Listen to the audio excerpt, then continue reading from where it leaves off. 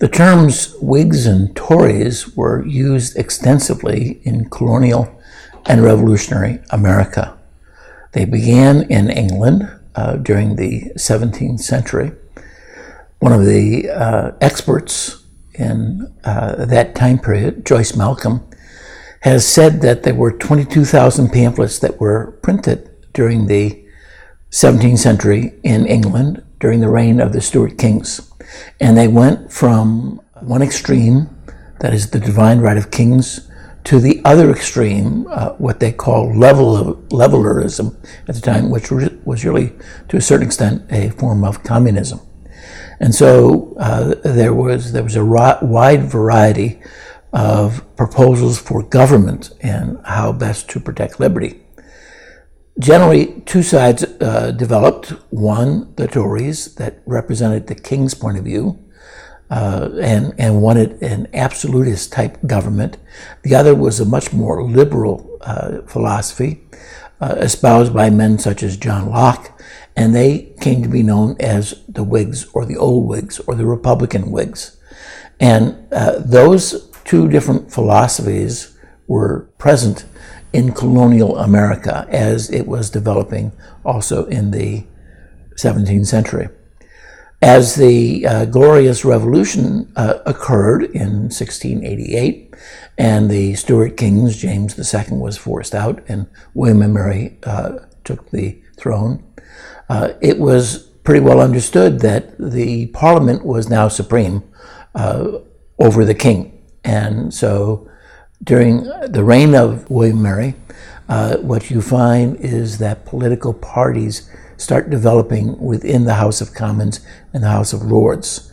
And power is debated and sought for by these two different parties. And they're generally called Whigs and Tories.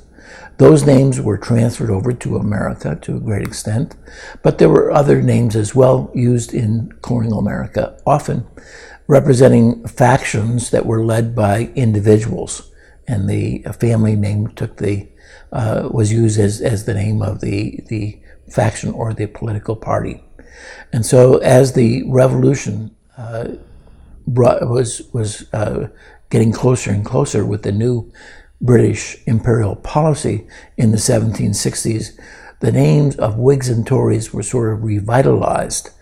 And those who were sympathetic to the American cause took the name Whigs, and they saw that the king and his ministers should be limited, whereas the advocates of a strong British policy and continued loyalism to the king in America took the name Tories. And so those are the two names that stuck for a long time. But when the Constitution was being debated, they opted to go for different terms. The names of Tories and Whigs sort of were left behind, and a new nomenclature developed. First in the 1780s, when there were individuals who wanted to strengthen the powers of the central government. These men were known as federal men.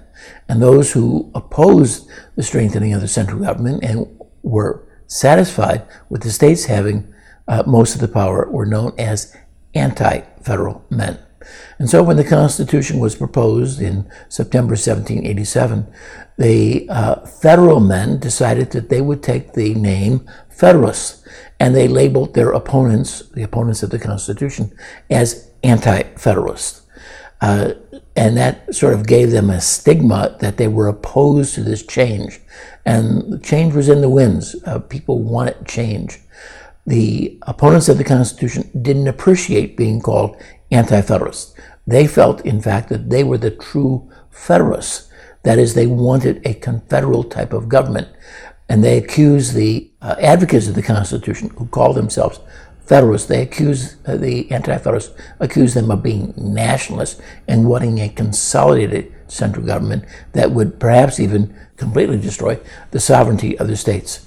And so these new names took over the debate over the Constitution. Federalists became the supporters of the Constitution.